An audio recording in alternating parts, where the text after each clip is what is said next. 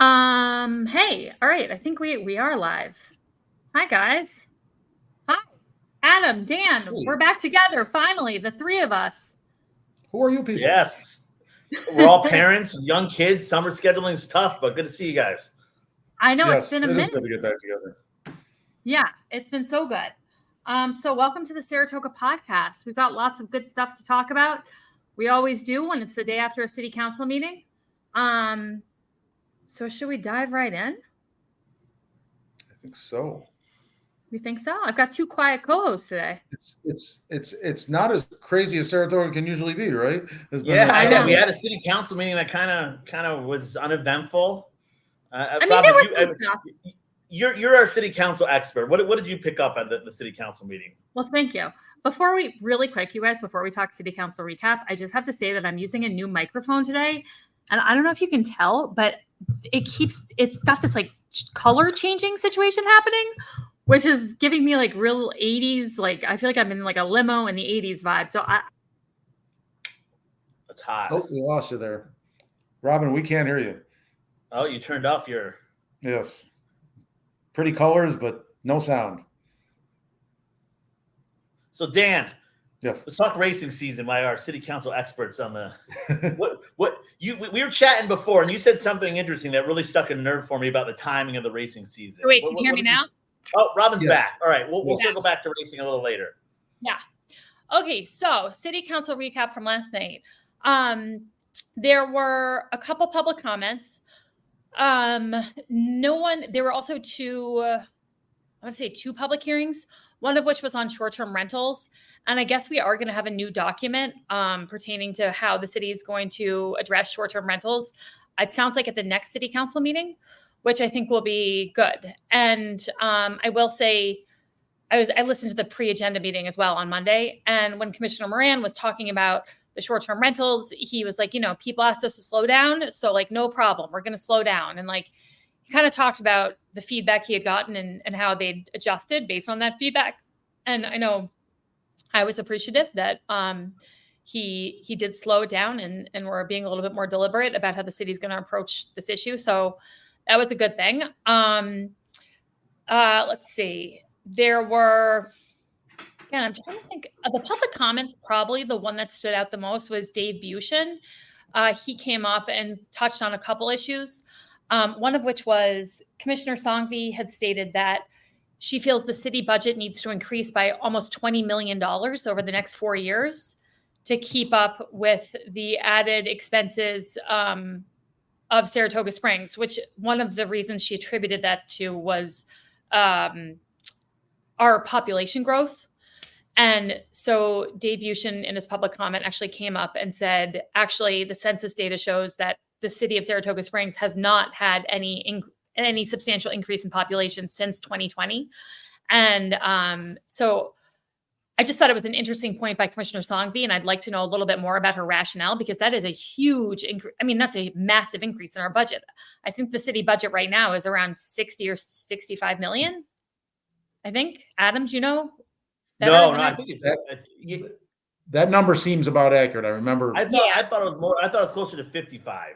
But. So it used to be until the last like 2 or 3 years, and they've raised it, fairly significantly to cover like third station costs and whatnot. But still, to add $20 million on that is, like 30, increasing it by 30%. That's significant. I don't know how we would do that.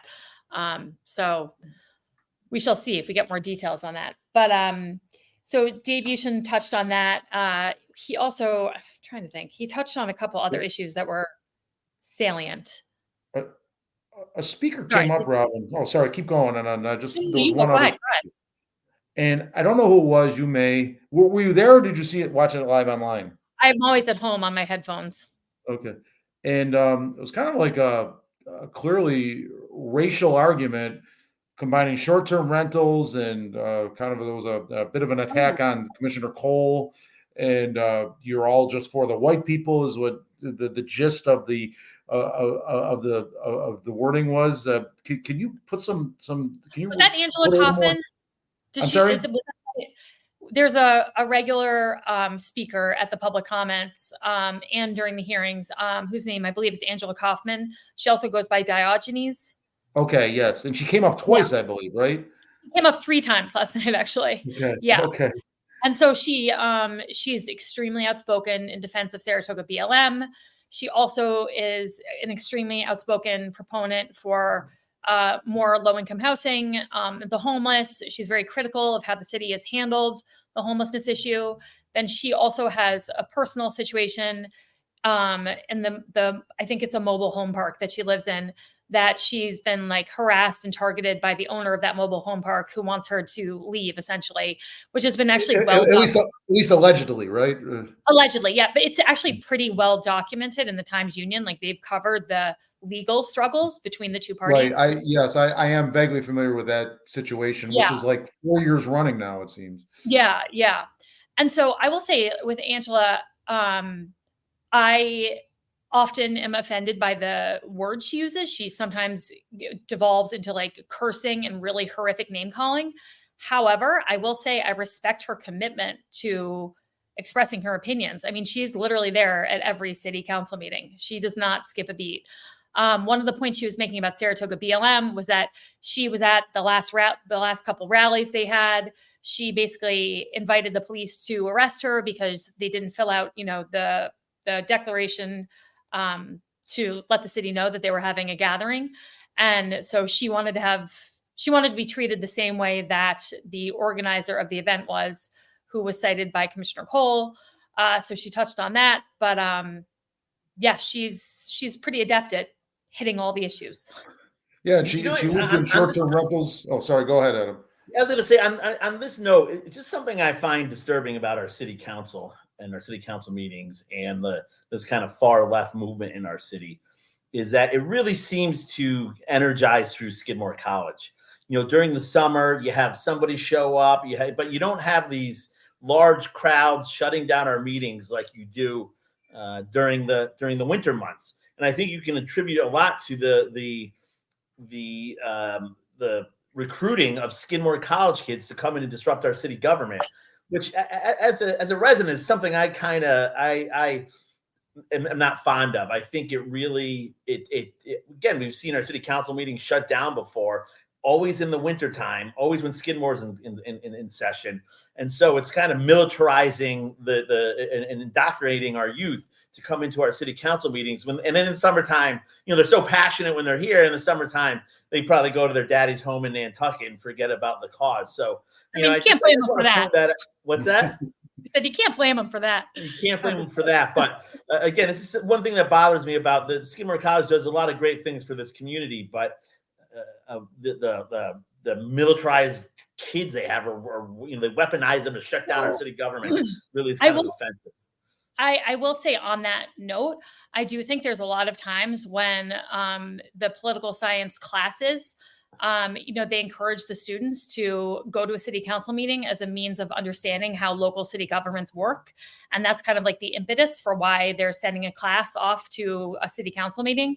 But then, the kids are also,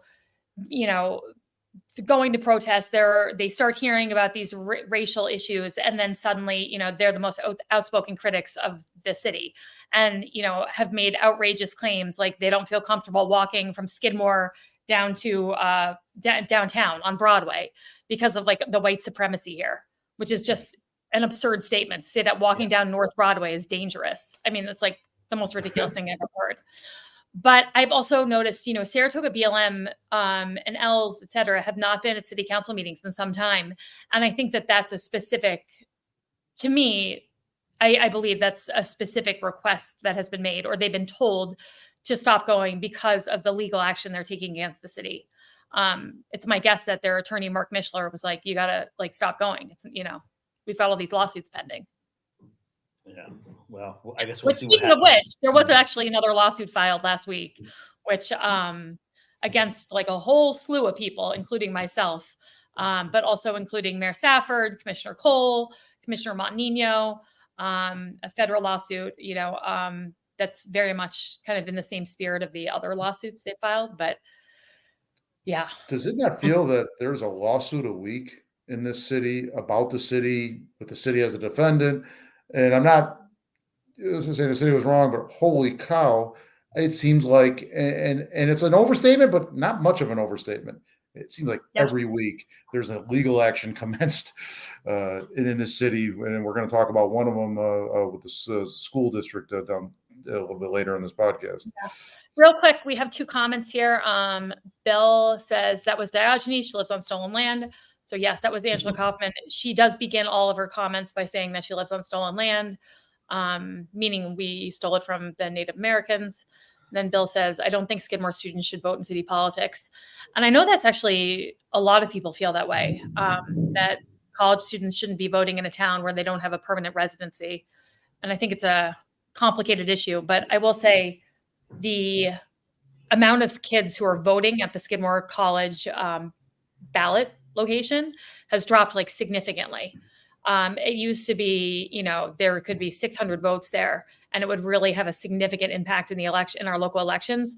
Of late, it's been more like 200 maybe votes are cast on the Skidmore College location. So they haven't been as influential in the last at least 2 elections than they have been in recent years. So yeah, which is surprising considering you have a Skidmore professor on the city council who is pretty entrenched with the Democrats.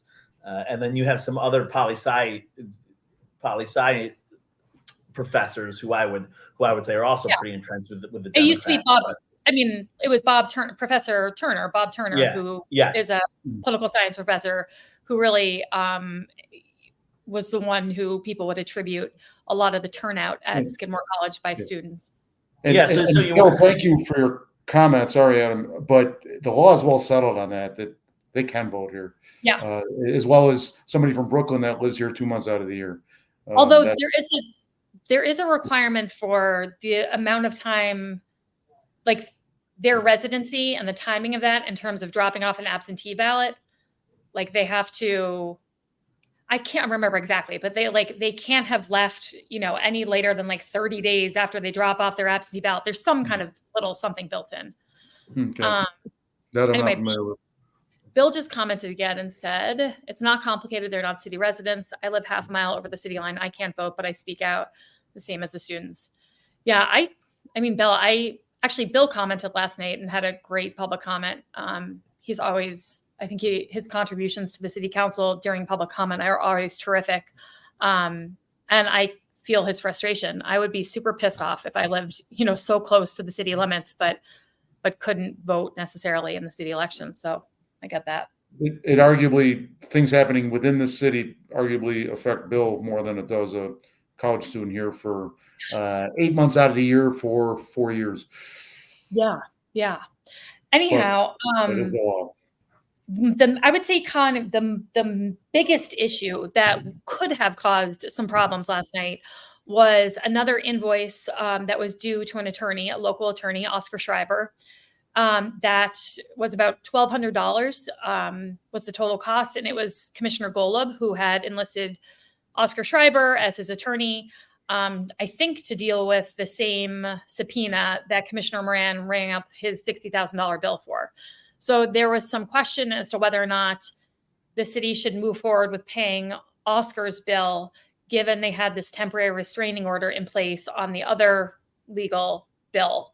And so I thought that was going to be a point of contention, but instead it was pulled from the agenda because Mr. Schreiber said he could wait on payment and he, could wait for the city to kind of sort out what its policy was in terms of paying for attorneys and wait for this TRO to play out. So that was a positive thing, for him to do that. And so they pulled it off the entire. Just to go back on that, on one thing, Commissioner Moran's legal bill being $63,000 for a $1,300 employee, $1,300 an hour attorney, certainly seems excessive. But the rules are the rules, and if either those guys both filed the rules or they both didn't, because Commissioner Golub's bill was much smaller, and for Oscar Schreiber, I don't know what his hourly rate was, but I think it's about $300 maybe. Right, he was charging. right. So Commissioner Golub, certainly seems more reasonable, but did he go through you either do it the right way or you don't? And so I'm glad that that the Attorney Schreiber was able just to not make them kind of battle this out and kind of go back to the drawing board and figure out what they're going to do. And that's a good point that was made by one of our guests, Supervisor Madigan. At least I was focusing on the reasonableness, and she said, the key here is the process, and the process clearly does not seem like it was followed. And when this is all said and done, whether it's a month from now or a year from now, I want to know this city has buttoned up this process. Maybe it always has been buttoned up and it wasn't followed. But I want to clearly agree to this is the process going forward. This is what you must do upon receiving a subpoena. And too much willy-nilly going on. I feel like Supervisor Madigan was pretty clear when she walked us through the process, which is, you get 3 bids. It's a process for RFPs that is already memorialized. I think the reasonableness factor, though, is the trickiest thing because I do find it unreasonable to hire an attorney for $1,100. I find that to be unreasonable. And the amount of money that was spent seems unreasonable. But again, that's not for me to define, it's for the city council to define, but I think it has to happen. Yeah, I agree with you. I agree with you, Dan, where it would be vice is black and white, but unfortunately the way it's written is they're afforded reasonable, what is reasonable? That's where a lot of the confusion comes in. By the way, we have such informed viewers, and Dina chimed in to let us know that Oscar's hourly rate was $4.50. So thank you, Dina. We appreciate that. Anyway, sorry, continue on, Dan. Didn't mean to interrupt you. Oh, well, and at $4.50 an hour with that small bill, it seems like he only did a couple 2.5 hours work. It's interesting that Commissioner Moran needed, even at the high rate, that's a lot of hours. And Commissioner Golub needed 2.5 hours. Kind of gives you pause, right? And that's, I don't want to necessarily cast aspersions. There may be very legitimate reasons for that. But because this whole process kind of to me has stink on it. It really does. It's hard not to be skeptical, suspicious, or just wonder what the heck. I mean, when you have Commissioner Moran saying that if the city council didn't pay the bill that night, his attorney was going to quit and stop working for him, versus last night when Commissioner Golub said, my attorney doesn't mind waiting for payment. I mean, the situations couldn't be more kind of extreme in terms of how they were presented. And we talked about this before. We're not, we're not sure if we completely believe. We're not saying he was outright lying, but it seemed like Commissioner Moran was in a different state that night and kind of almost a desperate thing to get this done. I don't know that his attorney, and I pointed out that it could be an ethical violation for him to quit for a slight delay on paying the bill. Yeah. Well, I guess it's a longer delay now, but that's because the courts got involved. So the other significant announcement that we kind of, knew was percolating and coming was that Commissioner Golub is resigning from the city council because he was appointed by the governor to be the general counsel for the Department of Corrections and the deputy commissioner, and he can't hold both positions. So he's leaving on August 16th, I believe. And it's, in my opinion, a huge loss for the city and for the city council because he's someone I would describe as a consensus candidate. He's a consensus builder. He's independent-minded, and he appeals to such a wide variety of people on the political spectrum because he doesn't operate in a partisan manner. And he's really, in my opinion, level-headed, rational, and super smart. So I think it's a big loss for the council. Yeah, he was. You often see him be the voice of the reason for, especially when the Democrats really controlled the council, and he would kind of pump the brakes on some of the more wackadoo things they would want to get through. Some of the things like this parking program he did, I think in theory it was good. Is the parking, is that in place now? Are people getting ticketed for this? Yeah. So it is in place now. It began right before the Belmont, and he actually gave us an update on how much revenue has already been generated. Since the parking system was put in place, we've generated $80,000 in revenue for the city.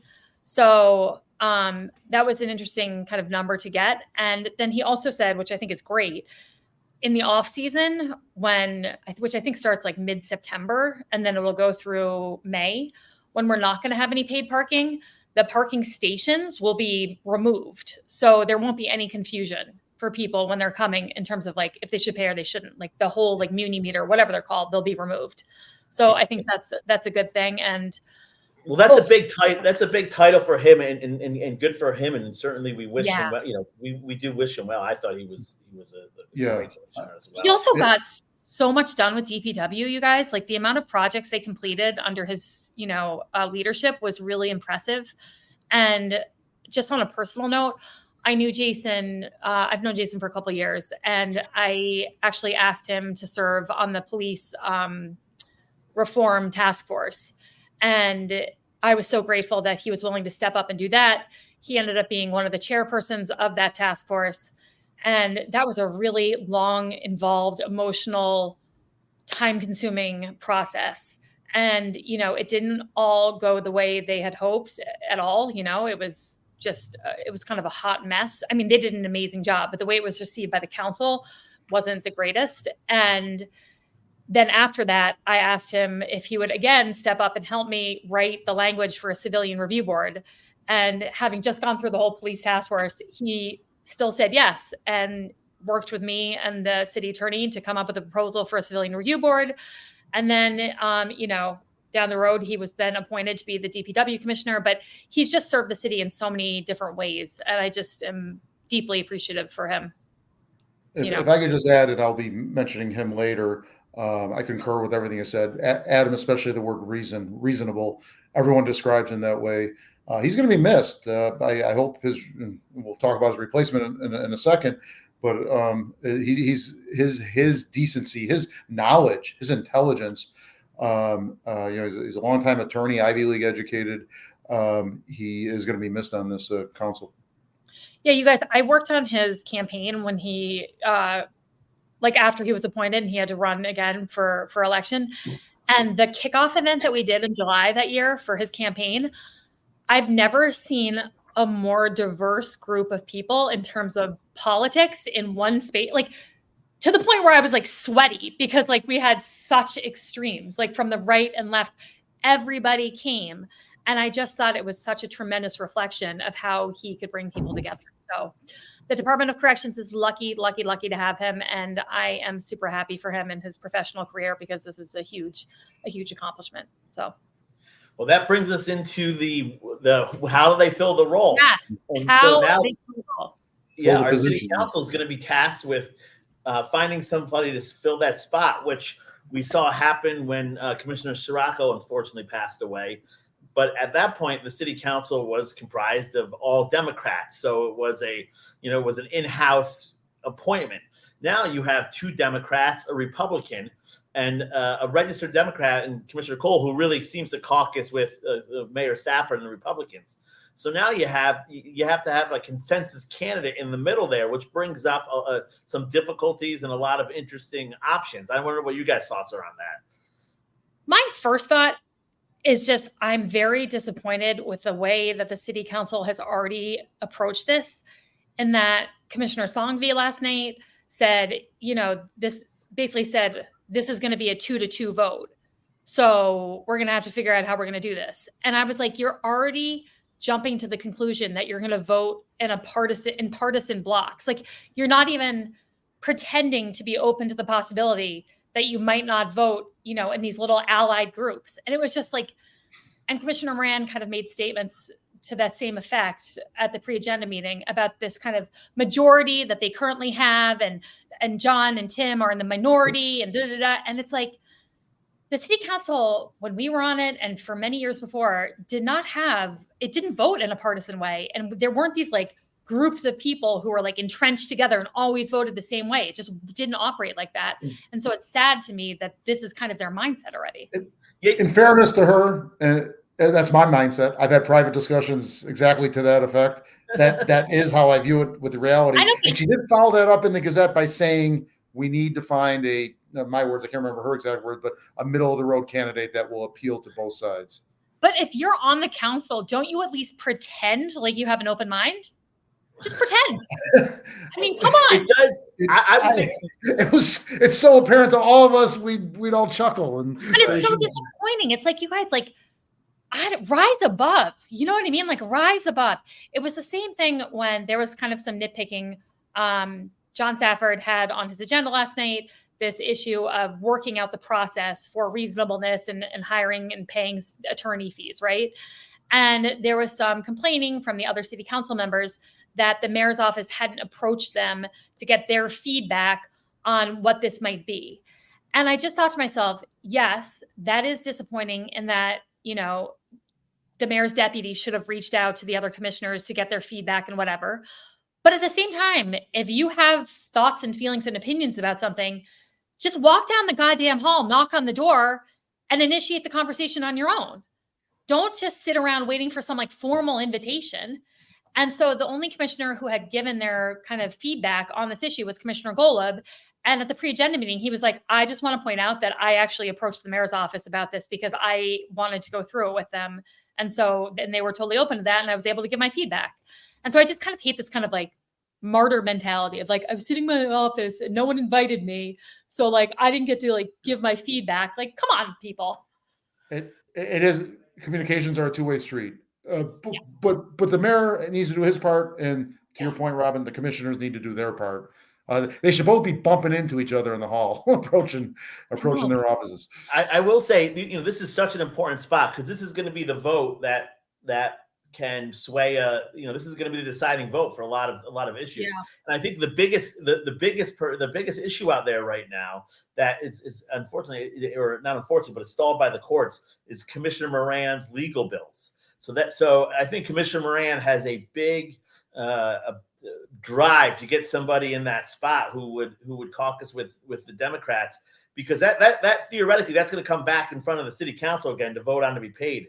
That's a big number. So yeah, Commissioner Mann's probably feeling the pressure a little bit to find a replacement in there who will help him get those legal bills paid, which I think ultimately should be paid. I mean, but we can have that conversation later. So should we go over how this happened after Commissioner Sirocco passed, which was they appointed a committee of people who interviewed any interested candidate, and the interviews were live streamed so the public could watch. And then the committee made a recommendation to the city council as to who they thought the best candidate would be. And they recommended Commissioner Golub. But then the city council still had to vote to approve that appointee. And so they were talking about how they would approach this last night. And it sounds like maybe they want to do the interviews themselves and not have like a committee do them. But that they would maybe do kind of the same process so the public could see the interviews and it could be a transparent process. Yeah, I'm happy those will be recorded again or available for public view. I would almost love to see someone come forward that's not has not held office before, but has a stature in this community, but would only do it until the election. I'm interim. I'm not going to run again for the rest of the term or next term. I will just help you get through this hump. That way it theoretically at least takes some of the politics out of it. Theoretically, but I actually think that's very disruptive for the department to have to go through so many transitions in terms of who the commissioner is. Well, it will be anyway, because there's an election. There's no guarantee the appointee would get reelected. Right. True. I personally think that it's going to have to be someone who is like a relative unknown in politics here. Except for I have one other person that I would love to talk about, although I don't know if he wants me to talk about it on this podcast because he might be one of my co-hosts. But anyway, the people whose names I've heard floated are people like, and by the way, this is all just rumor and conjecture and what people are, chirping. I've heard Gordon Boyd's name thrown out. I've heard the McTighe's name thrown out. I've heard our old city attorney, Vince Delanardis' name thrown out. I've heard Chuck Marshall, who's on the planning board, his name thrown out. Again, I have no idea if these people are interested. This is just kind of what people are chirping about. And all, a lot of those folks, I think, come with a lot of political baggage, are very partisan, and I don't think would be necessarily people I would describe as consensus candidates. I would love to see, I don't know, maybe an Adam Israel in there. I think he would be awesome. Thank you very much. Thank you very much. Yeah, I don't know if that politics I would love that too. I'd have to resign from the show, so I don't know if that would.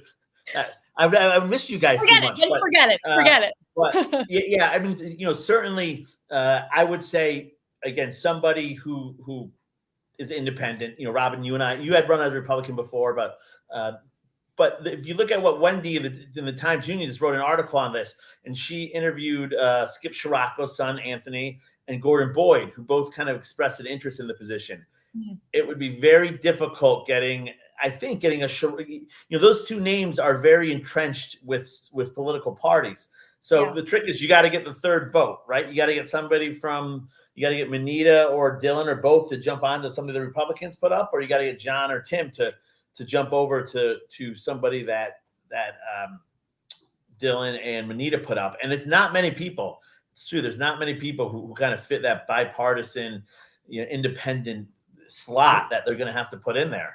But they do exist, right? Can we agree they do exist? Oh, sorry, Adam, to interrupt. I thought you were done. I believe some of those people do exist, and I'm wondering if you guys agree that there is a consensus candidate out there, and it's this council, the four of them. It's their responsibility to find that person and appoint that person, so the position does not go vacant going forward. Yeah, I mean, look, it's really appealing to not have to run an election to get on the city council. To be appointed versus go through a whole campaign is super appealing. And so I think there's going to be a decent amount of people interested, and hopefully someone who hasn't been involved in local politics, but has a skill set that, applies to DPW, but also has the people skills to be engaged and functional in the city council. Maybe, who we don't know about pops up. By the way, our friend Bill is piping in and he says, he'll do it. And he says, yes, me. And Bill, I totally agree with you. You're just going to have to maybe come live with me for a while so we can get you a residency.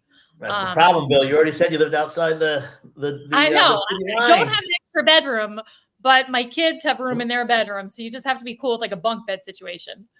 Wait, wasn't there a question years back of the Commissioner of Public Works if he did indeed even live in the city at the time? What's Do you that? recall that? There was an issue maybe 20 years ago when I first moved here of whether the Commissioner McKay had a horse farm. Okay. I don't remember who it was. I just remember there was some scuttlebutt or accusations anyway, obviously unconfirmed. Yeah. We have another comment from John Kaufman, who says, Jason Golub's behavior at the last two meetings was deeply troubling. He seriously misrepresented state law and, as Dan observed, bullied the mayor. At this last meeting, I didn't think he was rude to the mayor, but that's just my observation. Dan, maybe you have. Well, 2 meetings ago, yeah, but I mean, we're talking about his body of work here. For he's served about the equivalent of one full term based on the partial term last time and what he served so far. From his body of work, I think he was reasonable, decent. He's had some things I've disagreed with. And including that point, I thought he 2 meetings back. I didn't like what went on, but I'm looking at his entire body of work, and he has my respect, and I think we're going to miss him. Bill also is confirming what you guys are saying. Yes, he had about McTighe. Yes, he had a house he rented out on Clinton Street, and it was McTighe.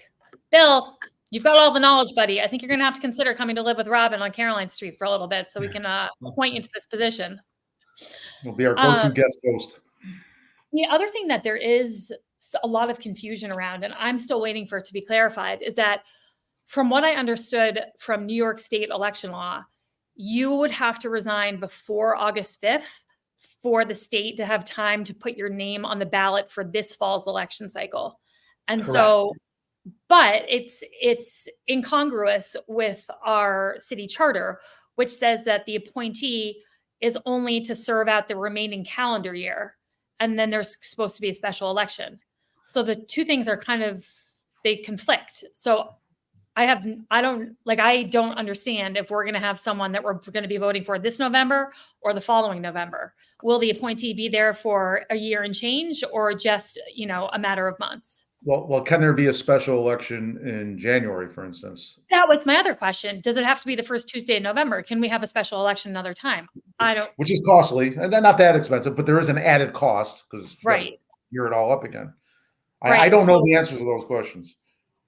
me neither. And I've tried contacting a bunch of people, and whether it's someone, at the BOE, like, because basically I haven't found anyone who knows our charter and New York State law enough to tell me what they think is going to happen. So we'll keep you guys posted if we hear, but because it does make a big difference. Someone being appointed for, a year and 3 or 4 months versus someone who's just appointed from like September through December. Mm-hmm. And also, that will bear watching.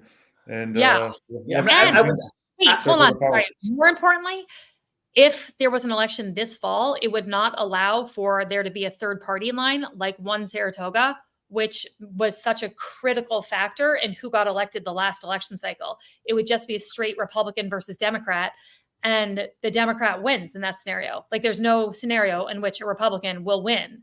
So whoever the Democrats, would run would really be the presumptive winner, even before the, election day came. Well, the minor established parties would still have a presence, but I think what you're saying was that would not make, chances are that would not make a difference. The conservatives. You don't have very minor established parties anymore on the ballot. It's you've got 3 of them, I believe, right? It's the conservative, Green, and working families. Yeah, Green is gone. Working families, yeah.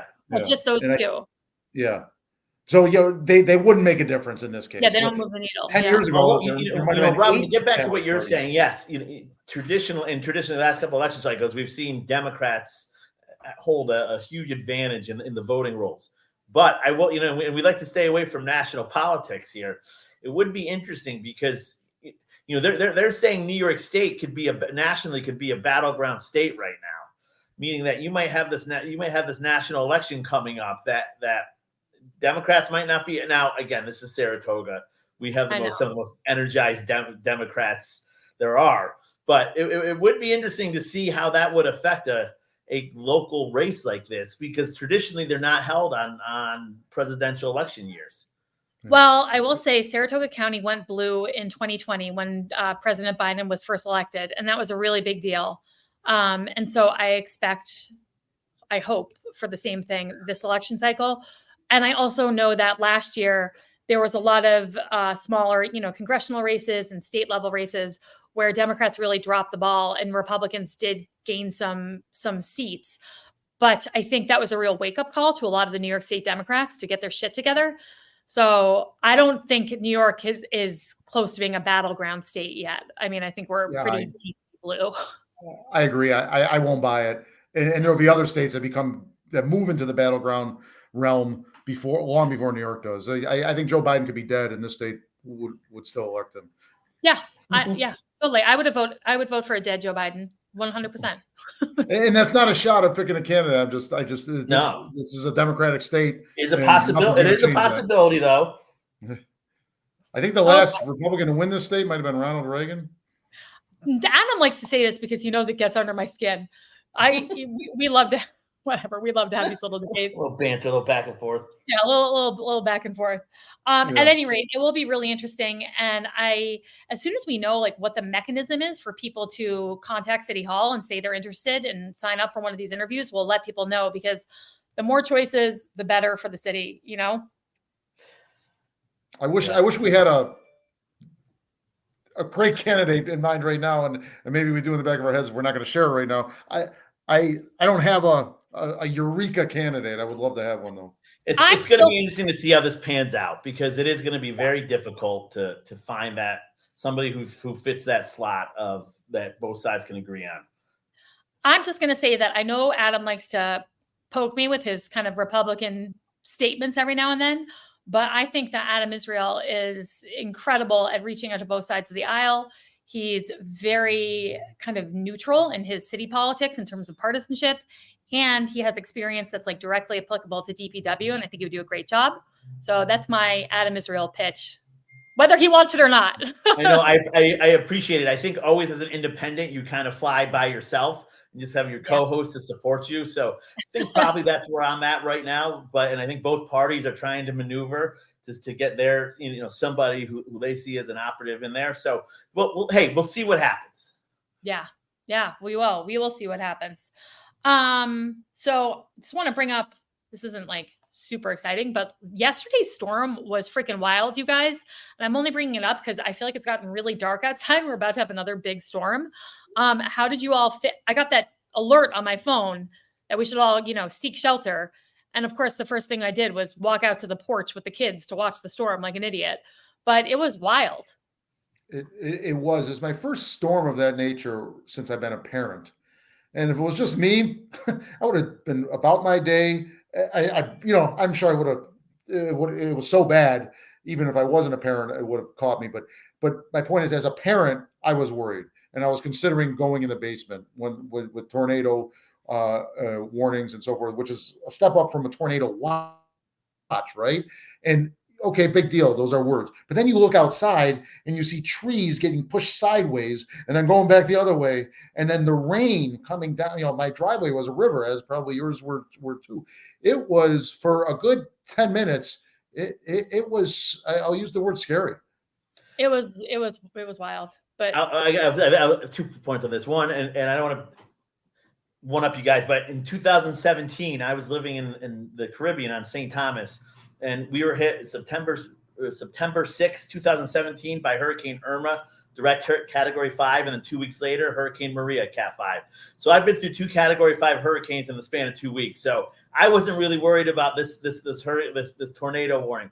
But I will say, Dan, I completely empathize with what you said. My son is at Camp Ginjacook right now. The campers were all out on there. So there were 300 campers kind of scattered in campsites throughout the Adirondacks at this camp, and with no real, there's no real shelter there. There's no basements. Obviously, you're surrounded by trees and trees are the scary part for lightning strikes and for falling over and possibly injuring a kid. So I was very nervous, but I will say I'm a big proponent of social media. So I was on some local Lake George boating groups, and they were reporting back the weather conditions. And then there were a couple of boaters who actually went out and found the kids at the campsites and reported back. Oh, that's So awesome. it's complete strangers too. I mean, one of the gentlemen, the only reason, you kind of do a little social media dive on who these people are going to look for your kids. But one was the owner of Hoffman's Car Wash. I just saw in his profile. But immediately after the storm, they were on their boats going to offer help. So anyway, that's awesome. That'll be my early jeers to those boaters who went out there and helped locate the kids on the mountain. But you're right, Dan. As a parent, it was scary for a little while. It was. I will say though, it did seem to be more of like a wind and rain event. There wasn't a ton of like lightning and thunder. I thought the lightning and thunder was like fairly mild compared to. It was, but then you look at News Channel 13, and they had. I don't know if you saw this graph they had up, but they had like lightning strikes, and that's what if you go on. Lightning strikes, it looked like the whole sky was blowing up, but it's all proportion, right? They're putting like these little lightning bolts on the map. That is lightning bolts to scale would probably be 3 miles long, but it looks like on the map there's a billion lightning strikes. So it's just that was a little scary too. But yeah, you're right. There was a lot of rain. Yeah. This morning, Nelson Avenue between I think it was Crescent Ave between Nelson and Broadway was shut down because of trees falling. I know there was some rerouting of this for last night's SPAC concert because trees falling. So they had quite a bit of cleanup to do, it seemed. And I heard up north it was that much worse. My kids are total goofballs, and when we get heavy rain, they think it's hysterical to go out in their bathing suits and take a shower in the rain. Like they'll bring shampoo with them and like shower on the sidewalk. And so last night I had to be like, no showering. This is not a shower storm. Inside, or at least on the porch with me. No outdoor shower situation happening. Anyhow, I think we have, we have another comment from Ginny who says, a few minutes late, however, run, Adam, run. I'm running away as fast as I can, Ginny. But thank you, Ginny. I appreciate the kind words. So did you guys do anything exciting for the beginning of track season? Adam brought this up earlier that I was saying with you guys, maybe off camera. The opening of track season came seemingly 48 hours after the end of the Belmont. It's like I didn't catch my breath. I wasn't that excited for it to come. There always were 2 summers here, right? Pre-track and track.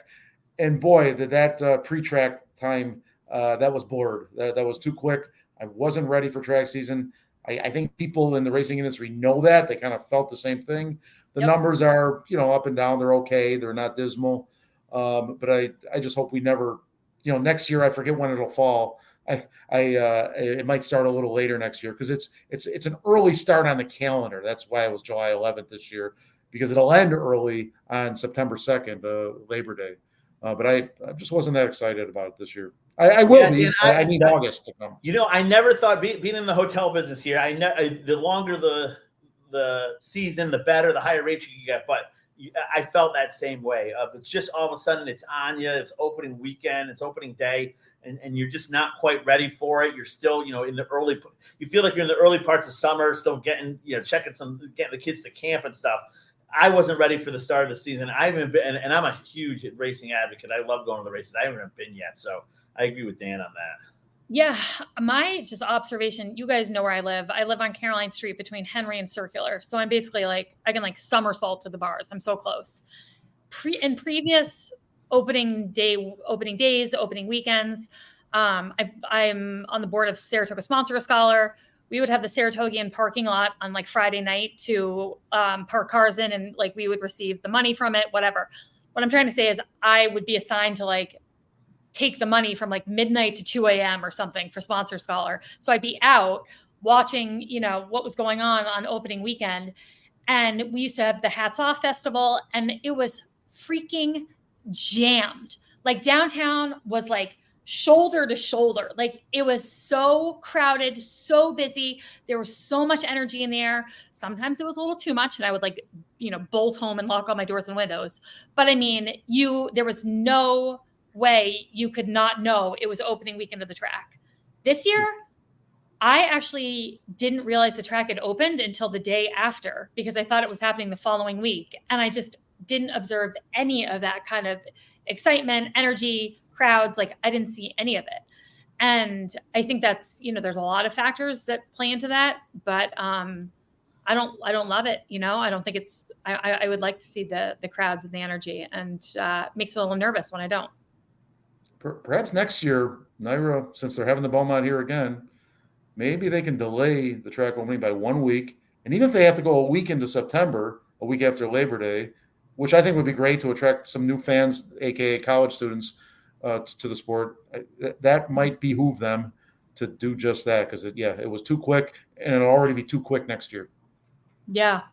On the other hand, my daughter got a permit to sell, water outside the track. And it was kind of an interesting comparison, because she made $450 on one day during the Belmont. She got there at 6 a.m, and she stayed till almost 7 p.m. So she was there for a really long time. Wow. I know. Versus that is a worker. She's a hustler. Versus this past Saturday, she was only there from I'm going to say 10 to about 3. And she made just about $100. But I was it was kind of an interesting comparison. You know what I mean? The two. And I think it actually does speak to the crowd, and it was a big difference. But she was thrilled one way or the other. I was borderline jealous of how much freaking cash she had. So I might have to do a part-time hustle selling up by the track with her. If you see me shilling water, throw me a bone. Anyhow, should we go into our cheers and jeers, guys? Let's do it. Sure. Yeah, what do you think?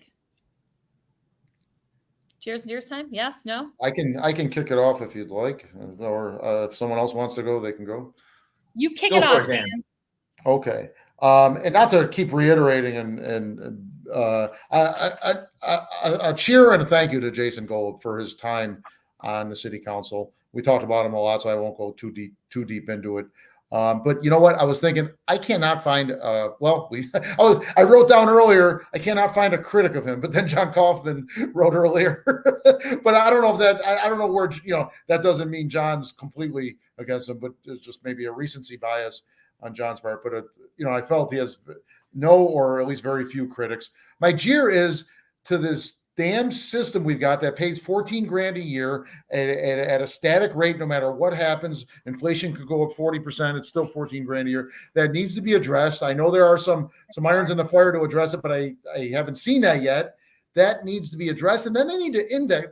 They should double the salary in my book, then index it to one of the city bargaining units so that they never have to revisit that again. If the if the largest city bargaining unit gets a 4% raise, city council gets a 4%. And you're just talking. So I don't know if you're saying the city council salaries right now. The city council salaries that force a reasonable, intelligent person like Jason Golub to move on, and even doubling the salary may not have made a difference for him. He's raising some children and so forth, but it still needs to be addressed. It's still a problem. It's still part of the problem.